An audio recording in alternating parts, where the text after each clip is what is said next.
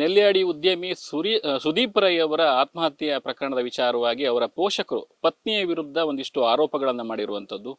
ಸದ್ಯ ಈ ವಿಚಾರವಾಗಿ ಮಾತಾಡಲಿಕ್ಕೆ ಸುದೀಪ್ ರೈ ಅವರ ಪತ್ನಿಯಾಗಿರುವಂಥ ಸೌಮ್ಯ ಶೆಟ್ಟಿ ಅವರು ನಮ್ಮ ಜೊತೆಗಿದ್ದಾರೆ. ಯಾಕೆ ಮೇಡಮ್ ಇದು ಈ ಥರ ಆರೋಪಗಳು ಕೇಳಿ ಬರ್ತಿದೆ? ಯಾಕೆ ಅವರು ಆರೋಪ ಮಾಡ್ತಿದ್ದಾರೆ ನಿಮ್ಮ ಮೇಲೆ? ಆರೋಪ ಯಾಕೆ ಮಾಡ್ತಾರೆ ನನಗೆ ಸಹ ಗೊತ್ತಿಲ್ಲ ಸರ್. ಅವರಿಗೆ ನೋವು ಇರ್ಬೋದು, ಬಟ್ ನನಗೆ ಸಹ ನನ್ನ ಗಂಡನ ಕಳ್ಕೊಂಡು ನನಗೆ ತುಂಬ ಇದೆ. ನಾನು ಈ ಟೈಮಲ್ಲಿ ಇಲ್ಲಿ ಬಂದು ಮಾತಾಡೋ ಸಿಚುವೇಶನ್ಸ್ ನಾನಿಲ್ಲ. ಬಟ್ ಬೇಡದಿದ್ದದೆಲ್ಲ ಬರ್ತಿರೋ ರೀಸನ್ಗೋಸ್ಕರ ನಾನು ಇಲ್ಲಿ ಬಂದು ಮಾತಾಡಬೇಕಾಗಿದೆ. ಸೊ ಅವ್ರು ಯಾಕೆ ಹೀಗೆ ಆರೋಪ ಎಲ್ಲ ಮಾಡ್ತಾ ಇದ್ದಾರೆ, ಯಾವ ಕಾರಣ ನನಗೆ ಸ್ಪಷ್ಟವಾಗಿ ನನಗೆ ಸಹ ಕಾರಣ ಗೊತ್ತಿಲ್ಲ. ಅವರಿಗೆ ಯಾಕೆ ನನ್ನ ಮೇಲೆ ಯಾಕೆ ರಿವೆಂಜ್ ಇದೆ ಅಂತ ನಂಗೆ ಗೊತ್ತಿಲ್ಲ. ಅದು ಅವರಿಗೆ ನಮ್ಮ ಮದುವೆ ಇಷ್ಟ ಇರಲಿಲ್ಲ ಅಂತ ನನಗೆ ಮೊನ್ನೆ ಅವರ ಮನೆ ನಾನು ಅಲ್ಲಿ ಹೋದ ಟೈಮಲ್ಲಿ ನನಗೆ ಅದು ಗೊತ್ತಾಗಿದೆ. ಗೊತ್ತಾದ ನಂತರ ಈಗ ಮದುವೆ ಆಗಿದೆ ಅಂತ ಗೊತ್ತಾಗಿ ನೀವು ರಿಜಿಸ್ಟರ್ ಆಗಿರೋದು ಅವ್ರ ಮನೆಯವರಿಗೆ ಗೊತ್ತಿದೆ, ಆವಾಗ ನಿಮಗೆ ಫೋನ್ ಮಾಡಿ ಅಥವಾ ನಿಮ್ಮನ್ನು ಸಂಪರ್ಕ ಮಾಡಿ ಅಥವಾ ನಿಮ್ಮ ಫ್ಯಾಮಿಲಿಯವ್ರ ಸಂಪರ್ಕ ಮಾಡಿ ಏನಾದರೂ ವಿಚಾರ ಮಾತಾಡಿದ್ರ ಅಥವಾ ಸುದೀಪ್ ಅವರ ಬಳಿಯಲ್ಲಿ ಏನಾದರೂ ಚರ್ಚೆ ಮಾಡಿದ್ರ ಅಂತ? ಬೇಡ ಇತ್ತು ಆ ಹುಡುಗಿ ಹಾಗೆ ಏನಾದರೂ? ಸುದೀಪ್ ನಮ್ಮ ಜೊತೆನೇ ಇದ್ರು, ರಿಜಿಸ್ಟರ್ ಮಾಡ್ಕೊಂಡು ಆದ್ಮೇಲೆ ನಮ್ಮ ಜೊತೆನೇ ಇದ್ರು. ನಮಗೆ ಗೊತ್ತಿರೋಗೆ ಸುದೀಪ್ ಸಹ ನಮ್ಮ ಹತ್ರ ಏನು ಹೇಳಿಲ್ಲ. ರಿಜಿಸ್ಟರ್ ಮಾಡ್ಕೊಂಡು ಅವ್ರ ಮನೇಲಿ ಗೊತ್ತಿತ್ತು ಅಂತ ಹೇಳಿ, ಯಾಕಂದ್ರೆ ಅವ್ರ ತಂಗಿದ್ದೆ ಆಧಾರ್ ಕಾರ್ಡ್ ಎಲ್ಲ ಕೊಟ್ಟಿದ್ರು. ಆಮೇಲೆ ಏನಾಗಿದೆ ಗೊತ್ತಿಲ್ಲ, ಬಟ್ ತಂಗಿ ಅವ್ರ ಮನೆಯವರಿಗೆ ಹೇಳಿದ್ದಾರೆ, ಭಾವನವರು ಹೇಳಿದ್ದಾರೆ. ಹೇಳಿದ್ರು ಸುದೀಪ್ ಮಾತ್ರ, ರಿಜಿಸ್ಟರ್ ಇಷ್ಟು ಮಾತುಕತೆ ಆದ್ಮೇಲೆ ರಿಜಿಸ್ಟರ್ ಆಗ್ಬೇಕಂತ ಏನು ಇರ್ಲಿಲ್ಲಲ್ಲ, ನೀವು ನಾವೇ ಮಾಡ್ತಿದ್ವಲ್ಲ ಅಂತ ಹೇಳಿದ್ದಾರೆ ಅಂತ ಸುದೀಪ್ ನಮ್ಮ ಹತ್ರ ಹೇಳಿದ್ದಾರೆ. ಅದು ಅವರ ಮನೆಯವರಿಗೆ ಅದು ಯಾವ ರೀತಿ ರೀಚ್ ಆಗಿದೆ ಅವರು ಹೇಳಿದ್ದಾರೆ, ಅದು ನಮಗೆ ಸೀರಿಯಸ್ ಆಗಿ ಎಂತ ಗೊತ್ತಿಲ್ಲ ವಿಷಯ. ಅವರು ಇವಾಗ ಯಾಕೆ ಹಾಗೆ ಮಾಡ್ತಿದ್ದಾರೆ, ಅದು ಅವರು ಬಂದು ಹೋದ ಮಾತುಕತೆ ಆದ್ಮೇಲೆ ನಮ್ಗೆ ಯಾವತ್ತು ಅವ್ರು ಕಾಲ್ ಮಾಡಿ ನಮ್ಗೆ ಬೇಡ ಅವಳು ಅಥವಾ ನಮ್ಗೆ ಇಷ್ಟ ಇರ್ಲಿಲ್ಲ ಇದು ಯಾವ ಸಹ ವಿಷಯ ನಮ್ಗೆ ಅವರು ರೀಚ್ ಮಾಡ್ಲಿಲ್ಲ. ಯಾಕಂದ್ರೆ ಅವ್ರಿಗೆ ಕಾಂಟ್ಯಾಕ್ಟ್ ಇತ್ತು, ನಂದು ಕಾಂಟ್ಯಾಕ್ಟ್ ಇದೆ. ಅವ್ರ ತಂಗಿ ಕಾಲ್ ಮಾಡಿ ಕಾಲ್ ರಿಸೀವ್ ಮಾಡ್ತಿಲ್ಲ ಅಣ್ಣ, ಅಲ್ಲಿದ್ರೆ ಹೇಳಿ ನಂಗೆ ಗೋಲ್ಡ್ ಕೊಡ್ಲಿಕ್ಕೆ ಉಂಟು, ಟೈಮ್ ಆಗಿದೆ ಅದೆಲ್ಲ ಹೇಳ್ತಿದ್ರು. ಬಿಟ್ರೆ ಇವರು ಈ ಬಗ್ಗೆ ಹೇಳ್ತಿಲ್ಲ. ಅವ್ರು ಸಾಲದವ್ರು ಕಾಲ್ ಮಾಡಿ ಅವ್ರ ತಂದೆ ನನ್ನ ನಂಬರ್ ಕೊಡ್ತಾರೆ, ಅವ್ರು ರಿಜಿಸ್ಟರ್ ಮ್ಯಾರೇಜ್ ಆಗಿದ್ದಾರೆ, ಅವ್ರ ಹತ್ರ ಮಾತಾಡಿ ಅಂತ ನಂಬರ್ ಕೊಡ್ತಿದ್ರು. ಯಾರು ಸಹ ನಮಗೆ ಕಾಲ್ ಮಾಡಿ ಹೀಗೆ ವಿಷಯ ಉಂಟು ನಿಮ್ಮದು ಅಥವಾ ಕೂತ್ಕೊಂಡು ಮಾತಾಡು ಒಂದ್ಸಲ ಅಂತ ಯಾರು ಸಹ ನಮಗೆ ಕಾಂಟ್ಯಾಕ್ಟ್ ಅಂತೂ ಮಾಡಿಲ್ಲ. ಈಗ ಸುದೀಪ್ ಅವರ ಮನೆಗೆ ಹೋದಾಗ ಏನಾಯ್ತು, ಮತ್ತೆ ಯಾಕೆ ಇಷ್ಟು ದ್ವೇಷ ಅಥವಾ ಯಾಕೆ ನಿಮ್ಮ ಮೇಲೆ ಇಷ್ಟು ಕೋಪ ಅವ್ರ ಫ್ಯಾಮಿಲಿಗೆ ಅಂತ? ಅವರ ನಾನು ಮನೆಗೆ ಅಂತ ಹೋಗಲಿಲ್ಲ. ನಾನು ಮೊಬೈಲ್ ಸ್ವಿಚ್ ಆಫ್ ಆದ ರೀಸನಿಗೆ ಅದು ಸಹ ಅವರು ಏನೋ ಪ್ರಾಬ್ಲಮ್ ಆಗಿದೆ ಅಂತ ನನಗೆ ಮುಂಚಿನ ದಿವಸ ಸಹ ಹೇಳಿದ್ದಾರೆ. ಬೆಳಿಗ್ಗೆ ಒಂದು ಕಾಲ್ ಮಾಡುವಾಗ ಜಸ್ಟ್ ಅಷ್ಟು ಸ್ವಿಚ್ ಆಫ್, ಒಂದು ಕಾಲ್ ರಿಸೀವ್ ಮಾಡಿ ಮೊಬೈಲ್ ಆಫ್ ಆದ ಕಾರಣ ಏನೋ ಪ್ರಾಬ್ಲಮ್ ಆಗಿರಬೇಕು ಅಂತ. ಅಂದರೆ ಅವ್ರ ತಂದೆಗೆ ಸಹ ನಾನು ಅಲ್ಲಿ ಹೋಗುವಾಗ ಆನ್ ದ ವೇ ಕಾಲ್ ಮಾಡ್ತಾನೆ ಹೋಗಿದ್ದೇನೆ, ಕಾಲ್ ರೀಚ್ ಆಗ್ತಿರಲಿಲ್ಲ. ನನಗೆ ಟೆನ್ಷನ್ ಆಗಿ ನಾನು ಅಲ್ಲಿ ಹೋಗುವಾಗ ದಾರಿಯಲ್ಲಿ ಅವ್ರು ನನ್ನ ಗಾಡಿ ನೋಡಿ ಅವ್ರ ಗಾಡಿ ನಿಲ್ಲಿಸಿ ನಾನು ಸಲ ಹೋಗಿ ಮಾತಾಡುವಾಗ ಸ್ವಿಚ್ ಆಫ್ ಆದ ರೀಸನ್ ಕೇಳಿದ್ದೇನೆ ಅಂತ ಸ್ವಲ್ಪ ಪ್ರಾಬ್ಲಮ್ ಆಗಿದೆ, ಒಂದು ಸ್ವಲ್ಪ ಕಿರಿಕಿರಿ ಎಲ್ಲ ಆಗಿದೆ, ಸೊ ಹಾಗಾಗಿ ಸ್ವಿಚ್ ಆಫ್ ಮಾಡಿದ್ದೇನೆ ಅಂತ ಹೇಳಿದ್ದಾರೆ. ಆವಾಗ ಅವ್ರ ತಾಯಿ ಸಡನ್ ಆಗಿ ಮಾತಾಡಿದ್ದಾರೆ, ನನಗೆ ನೀವು ಇಷ್ಟ ಇಲ್ಲ, ವಿಚ್ಛೇದನ ಕೊಡವನಿಗೆ ಹಾಗೆ ಅಂತ. ಅವರ ಮಾತು ನನಗೆ ಅಲ್ಲಿ ತುಂಬ ಹರ್ಟ್ ಆಗಿ ನಾನು ಅವರ ಹತ್ರ ಹೇಳಿದೆ, ನೀವು ಇವಾಗ ಎಂತ ಹೇಳ್ತಿದ್ದೀರಾ, ಯಾವ ರೀಸನಿಗೆ ಇಷ್ಟ ಇಲ್ಲ, ಮಾತುಕತೆ ಆಗಿದೆ, ಇಷ್ಟು ದಿವಸ ನೀವು ಮಾತಾಡಲಿಲ್ಲ, ಮಾತುಕತೆ ಆದಮೇಲೆ ರಿಜಿಸ್ಟರ್ ಆಗಿದೆ ಅವ್ರು ನಿಮಗೆ ಹೇಳಿದ್ದಾರೆ, ರಿಜಿಸ್ಟರ್ ಆಗಿದ್ದಕ್ಕೆ ಅವ್ರು ಅವಾಗ ಹೇಳಿದ್ರು ನಮಗೆ ರಿಜಿಸ್ಟರ್ ಗೊತ್ತಿರಲಿಲ್ಲ, ನಮಗೆ ಅವನು ಮೊನ್ನೆ ಹೇಳಿದೆ ಅಂತ ಹೇಳಿದ್ರು. ಮೊನ್ನೆ ಹೇಳಿದ್ರೆ ಸಹ ನಮಗೆ ಕಾಲ್ ಮಾಡಿ ಮಾತಾಡ್ಬೋದಿತ್ತಲ್ಲ, ನೀವು ಮಾತಾಡಿರಿ. ಇವಾಗ ನಾನಿಲ್ಲಿ ಬಂದಾಗ ನೀವು ಹೇಳಿದರೆ ಇಷ್ಟು ದಿವಸ ನಮ್ಮೊಟ್ಟಿಗೆ ಇದು ರಿಜಿಸ್ಟರ್ ಎಲ್ಲ ಆಗಿ ಆದಮೇಲೆ ನೀವು ಇವಾಗ ಹೇಳ್ತಿದ್ದೀರಿ ನಮಗೆ ಇಷ್ಟ ಇಲ್ಲ ಅಂತ, ನೀವು ಹೇಗೆ ಹೇಳ್ತೀರಾ ನನಗೆ ಬಿಡಲಿಕ್ಕೆಲ್ಲ ಆಗೋದಿಲ್ಲ ಅಂತ ನಾನು ಹೇಳಿದ್ದೇನೆ. ಆ ಟೈಮಲ್ಲಿ ಅವ್ರು ನನಗೆ ಕೆಟ್ಟ ಶಬ್ದವನ್ನೆಲ್ಲ ಯೂಸ್ ಮಾಡಿದರು. ಅದು ನೋವಿಗೆ ನಾನು ಅವ್ರಿಗೆ ಹೇಳಿ, ನೀವು ಸಹ ಒಬ್ಬರು ಹೆಂಗಸು, ನೀವು ನನಗೆ ಈ ರೀತಿ ನಿಮ್ಮ ಮೇಲೆ ತುಂಬ ರೆಸ್ಪೆಕ್ಟ್ ಉಂಟು ನನಗೆ, ನೀವು ಈ ಟೈಮಲ್ಲಿ ನನಗೆ ಈ ರೀತಿ ಮಾತು ಹೇಳಬಾರ್ದು, ನಿಮಗೆ ಸಹ 2 ಮಕ್ಕಳಿದ್ದಾರೆ, ಅವ್ರು ಸಹ ಹೆಣ್ಮಕ್ಳು, ನೀವು ನನಗೆ ಹೇಳುವಾಗ ನಿಮ್ಗೆ ಅವರನ್ನು ಸಹ ಥಿಂಕ್ ಮಾಡಬೇಕಿತ್ತು ಅಂತ ನಾನು ಅವಾಗ ಹೇಳಿದೆ. ಆಮೇಲೆ ಅವ್ರು ಸುದೀಪ್ ಅವಾಗಲೇ ಹೇಳಿದೆ, ತಾಯಿ ಅಮ್ಮ ಬೇಡ ಈ ರೀತಿ ಅವಳಿಗೆ ಇವಾಗ ಮಾತಾಡಬೇಡಿ, ಅವಳು ಟೆನ್ಷನಲ್ಲಿ ಬಂದಾಳೆ, ನಾನು ಮತ್ತೆ ಮಾತಾಡ್ತೇನೆ, ನಿಮಗೆ ಅವ್ರು ಬೇಡ ಅಂತ ಹೇಳಿದಲ್ಲ, ಬಟ್ ನನಗೆ ಅವ್ರು ಬೇಕು, ನಾನು ಅದಕ್ಕೆ ಅಂತಲೇ ಮದುವೆ ಆದದ್ದು, ನಿಮಗೆ ಪ್ರಾಬ್ಲಮ್ ಬರಬಾರ್ದು ಅಂತ ನಾನು ರಿಜಿಸ್ಟರ್ ಆದಂತ ಹೇಳಿದ್ದಾರೆ. ಅದಕ್ಕೆ ಬಂದು ಗಾಡೀಲಿ ಕೂತ್ಕೊಂತ ಸುದೀಪ್ ನನಗೆ ಹೇಳಿದರು, ಅವ್ರ ತಾಯಿ ಅವಳು ಬರೋದಾದ್ರೆ ನಾನು ನಿಮ್ಮ ಜೊತೆ ಬರೋದಿಲ್ಲ ಅಂತ. ಅವ್ರು ಅಲ್ಲಿ ಸಹ ಕಿರಿಕಿರಿ ಮಾಡಿದ್ದಕ್ಕೆ ನನ್ನ ಸ್ಕೂಟಿ ತಗೊಂಡೆ. ನಾನು ಸ್ಕೂಟಿ ತಗೊಂಡು ಸ್ವಲ್ಪ ಮುಂದೆ ಬರುವಾಗ ಮತ್ತೆ ಗಾಡಿ ನಿಲ್ಲಿಸಿದ್ರು, ಇಲ್ಲ ನೀನು ಬಾ ಅಂತ ಹೇಳಿ ಅವ್ರ ತಾಯಿಯನ್ನು ಹಿಂದೆ ಕೂರಿಸಿ ನನ್ನನ್ನು ಮುಂದೆ ಕೂತ್ಕೊಳ್ಳಿಕ್ಕೆ ಹೇಳಿ. ನನಗೆ ಮತ್ತೆ ವಾಮಿಟಿಂಗ್ ಪ್ರಾಬ್ಲಮ್ ಇಲ್ಲ, ಅದಕ್ಕೆ ಹೇಳಿದ್ರೆ ನನಗೆ ಗೊತ್ತಿಲ್ಲ. ಅವರ ತಾಯಿ ಹೇಳಿದ್ರೆ ನಾನು ಇಳ್ದು ಹಾಕಿದ್ದೇನೆ ಹಾಗೆ ಅಂತ. ಸೊ ಅದವರು CC ಕ್ಯಾಮರಾ ಚೆಕ್ ಮಾಡಿ, ಅವ್ರು ಸಹ ಹೇಳಿದ್ದಾರೆ CC ಕ್ಯಾಮರಾ ಚೆಕ್ ಮಾಡಿ ಅಂತ. ನಾನು ಹೇಳ್ತೇನೆ CC ಕ್ಯಾಮರಾ ಚೆಕ್ ಮಾಡಿದರೆ ಎಲ್ಲರಿಗೂ ಸಹ ಗೊತ್ತಾಗುತ್ತೆ ಏನು ವಿಷಯ ಅಂತ. ಈಗ ಅವರು ಸುದೀಪ್ ಅವರು ಯಾಕೆ ಆತ್ಮಹತ್ಯೆ ಮಾಡಿಕೊಂಡಿರ್ಬೋದು, ಮತ್ತೆ ಅವರ ತಂದೆಯವರು ಯಾಕೆ ನಿಮ್ಮ ಮೇಲೆ ಅಷ್ಟು ದೊಡ್ಡ ಅಂದರೆ ಹನಿ ಟ್ರ್ಯಾಪ್ ಮಾಡಿರ್ಬೋದು, ಮತ್ತೆ ಕೊಲೆ ರೀತಿಯಲ್ಲಿ ಒಂದು ರೀತಿ ಆರೋಪ ಮಾಡ್ತಿರುವಂಥದ್ದು ಯಾಕೆ ಅಂತ? ಮೊದಲನೇದಾಗಿ ನೀವು ಅದು ಆತ್ಮಹತ್ಯೆ ಯಾಕೆ ಮಾಡ್ಕೊಂಡಿರ್ಬೋದು ಅಂತ, ಅದಕ್ಕೇನು ರೀಸನ್ ಅಂತ? ಆತ್ಮಹತ್ಯೆ ರೀಸನ್ ಪರ್ಫೆಕ್ಟ್ ರೀಸನ್ ನನಗೆ ಸಹ ಗೊತ್ತಿಲ್ಲ. ನಮಗೆ ಸಹ ನಾವು ಫಸ್ಟ್ ಅವರಿಗೆ ಟ್ರೀಟ್ಮೆಂಟ್ ಮಾಡಿದ್ದು ಕಾರ್ಕಳದಲ್ಲಿ. ಅದು ಸಹ ವಾಂತಿ ಸ್ಟಾರ್ಟ್ ಆದದಕ್ಕೆ ಹೊಟ್ಟೆ ನೋವು ಅಂತೇಳಿ ಟ್ರೀಟ್ಮೆಂಟ್ ಮಾಡಿ ನಮಗೆ ಅಲ್ಲಿ ಡಾಕ್ಟರ್ ಹೇಳಿದವರಿಗೆ ಇದು ಎಂತ ಜಾಂಡಿಸ್ ಆಗಿದೆ ಅದಕ್ಕೆ ಟ್ರೀಟ್ಮೆಂಟ್ ಅಂತ. ನೈಟ್ ಬಂದು ಡಾಕ್ಟರ್ ಶಿಫ್ಟ್ ಮಾಡಿ ಅಂತ ಹೇಳುವಾಗ ನಮ್ಗೆ ಇಲ್ಲಿಗೆ ಆದಷ್ಟು ಶಿಫ್ಟ್ ಮಾಡಿದ ಮೇಲೆ ಡಾಕ್ಟರ್ ಅವರನ್ನು ಕೇಳಿದಾಗ ಅವ್ರು ಹೇಳಿದಂತೆ ಟೆನ್ಷನಲ್ಲಿ ಪಾಯ್ಸನ್ ತಗೊಂಡಿದ್ದೇನೆ ಅಂತ.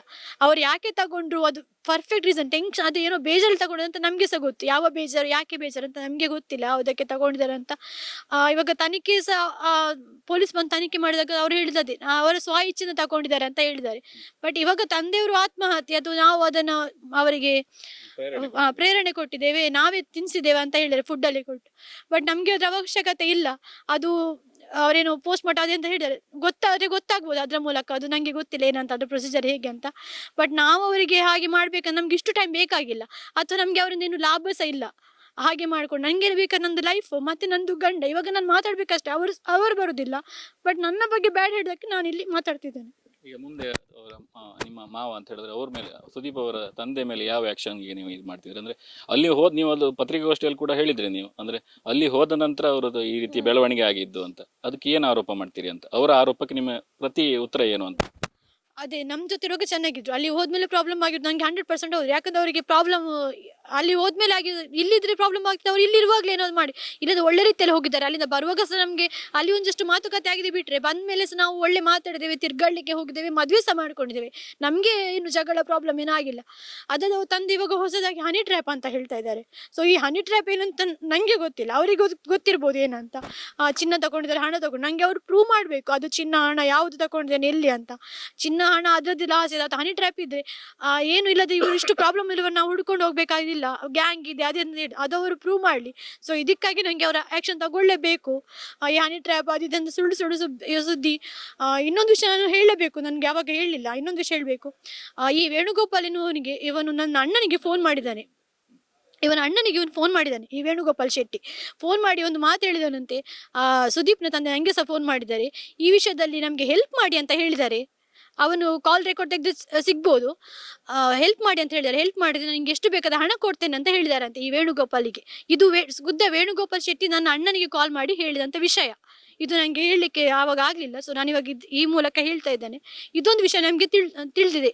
ಅವನಾಗೆ ಕಾಲ್ ಮಾಡಿ ಹೇಳಿದಾನಂತೆ, ಹೆಲ್ಪ್ ಮಾಡಿದ್ರೆ ಇವರಿಗೆ ಹಣ ಕೊಡ್ತೇನೆ, ನಮಗೆಲ್ಲ ನೀವು ವಿಷಯದಲ್ಲಿ ಹೆಲ್ಪ್ ಮಾಡಬೇಕು ಅಂತ. ಹಾಗಾಗಿ ಇಬ್ರು ಸೇರ್ಕೊಂಡು ಏನೋ ಮಾಡ್ತಿದ್ದಾರೆ ನಂಗೆ ಗೊತ್ತಿಲ್ಲ. ಯಾಕಂದ್ರೆ ಈ ವೇಣುಗೋಪಾಲ್ ಶೆಟ್ಟಿ ಮೇನ್ ರೀಸನ್ ಹೇಳ್ತಾನೆ ಅಂತ ಹೇಳಿದ್ರೆ, ಈ ಸುದೀಪ್ನ ವಿಷಯ ನಮಗೆ ಮಾತುಕತೆ ಆದಾಗಿಂದ ಸುದೀಪ್ ಒಂದು 2-3 ಸಲ ಇವನ ವಿಷಯ ಹೇಳಿದ್ದಾರೆ ನಮಗೆ. ಅವನು ಮನೆಯಲ್ಲಿ ಕಾಂಟ್ಯಾಕ್ಟ್ ಮಾಡಿಸಿದ್ದಾನೆ, ಯಾರ ಹತ್ರನೂ ಮನೆಯವರಿಗೆಲ್ಲ ಏನೋ ಬೇಡದನ್ನ ಹೇಳಿದಾನಂತ ಸುದೀಪ್ ಹೇಳಿದ್ದಾರೆ. ಬಟ್ ಸುದೀಪಿಗೆ ಈ ವಿಷಯ ಗೊತ್ತಿರೋದ್ರಿಂದ ನಮ್ಗೇನಂದ್ರೆ ನನ್ನ ಜೊತೆ ನನ್ನ ಗಂಡ ಸರಿ ಇದ್ದಾನೆ, ನಾನು ಸರಿ ಇದ್ದೇನೆ. ಅವರ ಮನೆಯವರ ವಿಷಯ ನನಗೆ ಅಷ್ಟು ಅಗತ್ಯ ಇರಲಿಲ್ಲ. ಇದೆಲ್ಲ ಆಗುತ್ತೆ ಅಂತ ಗೊತ್ತಿದ್ರೆ ನಾವು ಮುಂಚೆನೇ ಇದ್ರ ಬಗ್ಗೆ ಆಕ್ಷನ್ ತಗೊಳ್ತಿದ್ವೇನೋ. ವೇಣುಗೋಪಾಲ್ ಶೆಟ್ಟಿ ಯಾಕೆ ಮಧ್ಯದಲ್ಲಿ ಬಂದರು? ಈಗ ಈ ವಿಚಾರಗಳು ಮೊದಲಿಂದ ಆರೋಪ ಮಾಡ್ತಿದ್ರ, ಅಥವಾ ಈ ವಿಚಾರ ಬೆಳಕಿಗೆ ಬಂದ ನಂತರ ಯಾಕೆ ಈ ರೀತಿಯಾಗಿ ಹೇಳಿಕೆ ಕೊಡ್ತಿರುವಂಥದ್ದು ಯಾಕೆ ಅಂತ? ವೈಯಕ್ತಿಕವಾಗಿ ನಿಮ್ಮ ಮೇಲೆ ಏನಾದರೂ ದ್ವೇಷ ಇರ್ಬೋದು ಅಥವಾ ಏನು ವಿಚಾರ ಅಂತ ನಿಮ್ಮ ಮತ್ತು ವೇಣುಗೋಪಾಲ್ ಶೆಟ್ಟಿ? ಈ ವೇಣುಗೋಪಾಲ್ ಶೆಟ್ಟಿ ಆ್ಯಕ್ಚುಲಿ ನನಗೆ ಪ್ರಪೋಸಲ್ ಬಂದ ಒಬ್ಬ ಹುಡುಗ, ಇವನ್ ಡ್ರಾಮಾ ಆರ್ಟಿಸ್ಟ್ ಅಂತ. ಇವನಿಗೆ ನಾನು ಒಂದು ಶೂಟಲ್ಲಿ ನನ್ನ ನೋಡಿ ಪರಿಚಯ ಅಂತ ಇವನು ಹೇಳ್ತಿದ್ದ. ಒಂದು 3 ಇಯರ್ಸಿಂದ ನೋಡ್ತಿದ್ದಾನೆ. ಬಟ್ ನನಗೆ ಅವನು ಕಾಂಟ್ಯಾಕ್ಟ್ ಮಾಡುವಾಗ ನಾನು ಇಮಿಡಿಯೇಟ್ಲಿ ಅವನಿಗೆ ಕಾಂಟ್ಯಾಕ್ಟ್ ಆದಾಗ ಪ್ರಪೋಸಲ್ ಇಟ್ಟಿದ್ದಾನೆ. ಅವನಿಗೆ 3 ಜನ ಅವರು ಗಂಡು ಮಕ್ಕಳು, ಇಬ್ಬರು ತಮ್ಮನಿಗೆ ಸಹ ಫಿಕ್ಸ್ ಆಗಿ ಮದುವೆ ಎಲ್ಲ ಇದಾಗಿದೆ. ಬಟ್ ಇವನೊಬ್ಬನು ಆಕೆ ಪೆಂಡಿಂಗ್ ಇದ್ದ ಗೊತ್ತು, ಇವನೇ ದೊಡ್ಡವನು, ಇವನು ಪೆಂಡಿಂಗ್ ಇದ್ದಿದ್ದು. ಇಮಿಡಿಯೇಟ್ಲಿ ಮದುವೆ ಆಗಬೇಕಂತ ಹೇಳಿ ಪ್ರಪೋಸಲ್ ಇಟ್ಕೊಂಡು ಬಂದ. ಪ್ರಪೋಸಲ್ ಇಟ್ಕೊಂಡು ಮನೇಲಿ ಮಾತಾಡಿಸಿ ಇದೆಲ್ಲ ಮಾತುಕತೆ ಆದ ನಂತರ ಮನೆಗೆ ಬರೋದು ಜಾಸ್ತಿ ಆಗ್ತಿತ್ತು. ಯಾವಾಗಲೂ ಮನೆಗೆ ಬರೋದು, ಅವನ ಮನೆಯಲ್ಲಿ ಬೀಗ ಹಾಕ್ತಾರೆ ಹೇಳುದು, ಇವನು ಡ್ರಾಮಾದಲ್ಲಿದ್ದಂತ ಅವನ ಮನೇಲಿ ಇಷ್ಟ ಇಲ್ಲ ಅಂತ ಅವನ ತಂದೆಗೆ, ಇವನು ಡ್ರಾಮಾ ಆರ್ಟಿಸ್ಟ್ ಅಂತ ಹೇಳಿ. ಹಾಗಾಗಿ ಮನೆಗೆ ಬೀಗ ನಾನು ರೂಮಲ್ಲಿ ಇದ್ದೆ. ಇವಾಗ ನನ್ನ ಮನೆಗೆ ಮಾತುಕತೆ ಮನೆಗೆಲ್ಲ ಬರ್ತಿದ್ದ. ಆ ವಿಷಯ ನನ್ನ ಅಮ್ಮ ಅವನಿಗೆ ಹೇಳಿದೆ, ಪದೇ ಪದೇ ಮನೆ ನಮ್ಮ ಮನೆ ಹತ್ರ ತುಂಬ ಹತ್ರ ಮನೆ, ಸ್ವಲ್ಪ ಪ್ರಾಬ್ಲಮ್ ಎಲ್ಲ ಆಗುತ್ತೆ, ನೀವು ಪದೇ ಪದೇ ಬರ್ತಿದ್ದು ನೋಡಿದವ್ರು ಬೇರೆ ಏನಾದ್ರು ತಿಳ್ಕೊಳ್ತಾರೆ, ಫಿಕ್ಸ್ ಆಗಿದೆ ಅಂತ ಅವರಿಗೆ ಗೊತ್ತಿರೋದಿಲ್ಲ, ಮದುವೆ ಮಾಡ್ಕೊಂಡಾದ್ಮೇಲೆ ತೊಂದರೆ ಇಲ್ಲ ಅಂತೆಲ್ಲ ಹೇಳಿದೆ. ನಿಮ್ಮ ಮನೇಲಿ ಸ್ವಲ್ಪ ಅಕ್ಕ ತಂಗಿ ನಾನು ಸಹ ಪದೇ ಪದೇ ನಿಮ್ಗೆ ಹೇಗೆ ನಮಗೆ ಸಹ ಹಾಗೆ ಆಗುತ್ತೆ ಅಂತ. ಇದಾದ್ಮೇಲೆ ಅವ್ನು ಪೋಸ್ಟ್ ಎಲ್ಲ ಮಾಡ್ತಿದ್ದ, ಫೋಟೋ ಎಲ್ಲ ಪೋಸ್ಟ್ ಮಾಡೋದು ಫೇಸ್ಬುಕ್ಕಲ್ಲಿ, ಇನ್ಸ್ಟಾ ಸ್ಟೋರಿ ಎಲ್ಲ ಹಾಕ್ತಿದ್ದ. ಸೊ ಈ ಟೈಮಲ್ಲಿ ಏನಂದರೆ ನನಗೆ ಗೊತ್ತಿರುವಂಥ ಕೆಲವು ಆರ್ಟಿಸ್ಟ್ಗಳು ಇವನ್ ಹೇಗೆ ಪರಿಚಯ, ಇವನ ಬಗ್ಗೆ ನಿಂಗೆ ಗೊತ್ತಾ, ಹಾಗೆ ಎಲ್ಲ ನನಗೆ ಕೆಲವು ಕಮೆಂಟ್ಸ್ ಮಾಡಲಿಕ್ಕೆ ಸ್ಟಾರ್ಟ್ ಮಾಡಿದರು.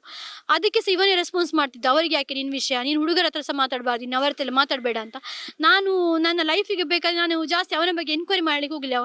ಓಕೆ, ನನ್ನ ಲೈಫಲ್ಲಿ ಹೀಗೆ ಆಗಿದೆ ಅಂತ ಗೊತ್ತಾಗಿ ಸಹ ನನಗೆ ಲೈಫ್ ಕೊಡಲಿಕ್ಕೆ ಬಂದೆ, ಒಳ್ಳೆ ಪರ್ಸನ್ ಅಂತ ಅಂದ್ಕೊಂಡೆ. ಸ್ವಲ್ಪ ದಿವಸ ಒಬ್ಬರು ಹುಡುಗಿ ಕಾಲ್ ಮಾಡ್ತಾಳೆ, ನನ್ನ ಜೊತೆ ಹೀಗೆಲ್ಲ ಮಾಡಿದ್ದಾನೆ, ಹೀಗೆ ಲೈಫ್ ಕೊಡ್ತೇನೆ ಅಂತೇಳಿ ನಂದೆಲ್ಲ ಗೋಲ್ಡ್ ತಗೊಂಡಿದ್ದಾನೆ, ನಂದು ರಿಲೇಷನ್ಶಿಪ್ ಎಲ್ಲ ಮಾಡಿಕೊಂಡು ಹೀಗೆಲ್ಲ ಆಗಿದೆ ನಂದು. ಅವಳಿಗೆ ಆಲ್ರೆಡಿ ಮದುವೆ ಆದವಳು ಮಾತ್ರ.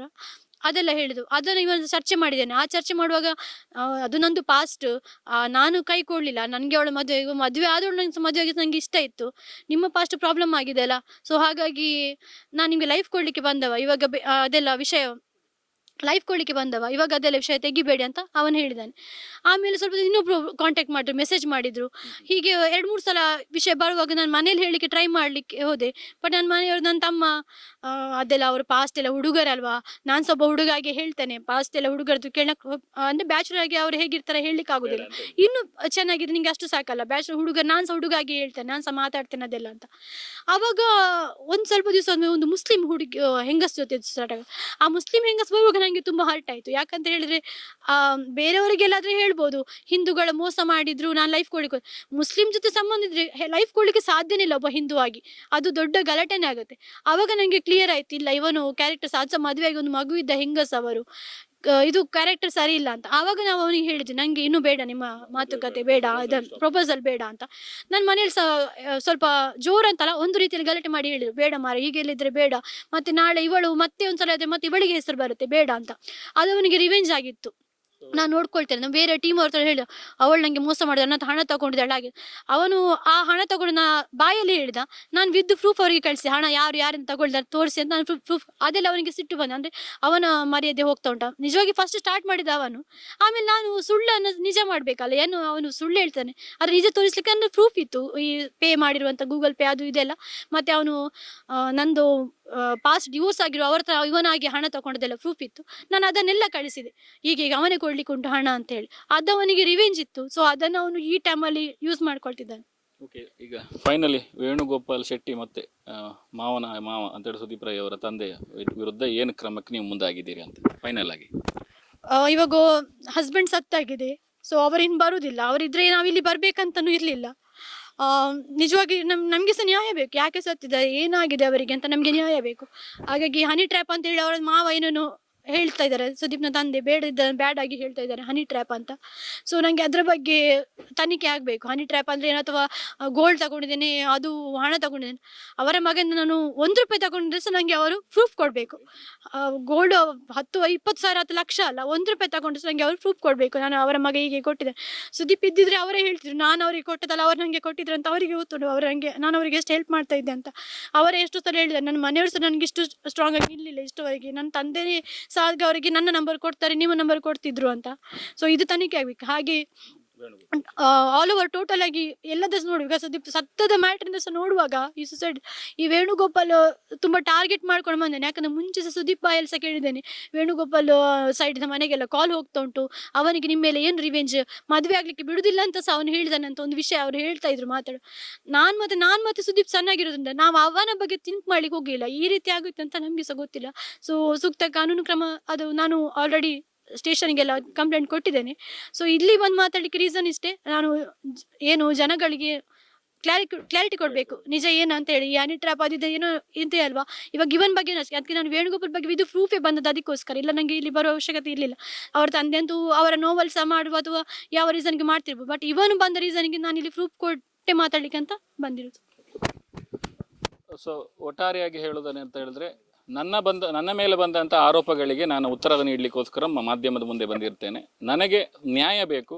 ಆ ನಿಟ್ಟಿನಲ್ಲಿ ನಾನು ಇವಾಗಲೇ ಪೊಲೀಸ್ ಇಲಾಖೆಗೆ ಇದ್ರ ಬಗ್ಗೆ ದೂರನ್ನು ದಾಖಲು ಮಾಡಿದ್ದೇನೆ. ಈ ಬಗ್ಗೆ ಸೂಕ್ತ ತನಿಖೆ ನಡೆಸಿ ನನಗೆ ನ್ಯಾಯ ದೊರಕಿಸಿಕೊಡಬೇಕು ಅಂತ ಸೌಮ್ಯ ಶೆಟ್ಟಿ ಹೇಳಿರುವಂಥದ್ದು. ಉಡುಪಿಯಿಂದ ಅಶ್ವಥಾಚಾರ್ಯ, ನ್ಯೂಸ್ ನೆಕ್ಸ್ಟ್. ಉತ್ತಮ ಸಂಸ್ಕಾರಯುತ ಶಿಕ್ಷಣದೊಂದಿಗೆ VSS English medium CBSE school Udupi Muddur. ನರ್ಸರಿಯಿಂದ 10ನೇ ತರಗತಿವರೆಗೆ ಶಿಕ್ಷಣದ ಜೊತೆಗೆ 5ರಿಂದ 10ನೇ ತರಗತಿವರೆಗಿನ ವಿದ್ಯಾರ್ಥಿನಿಯರಿಗೆ ಉತ್ತಮ ಹಾಸ್ಟೆಲ್ ಸೌಲಭ್ಯವೂ ಇದೆ. ನಿಮ್ಮ ಮಕ್ಕಳ ಪ್ರವೇಶಾತಿಗಾಗಿ ಈ ಸಂಖ್ಯೆಗೆ ಕರೆ ಮಾಡಿ.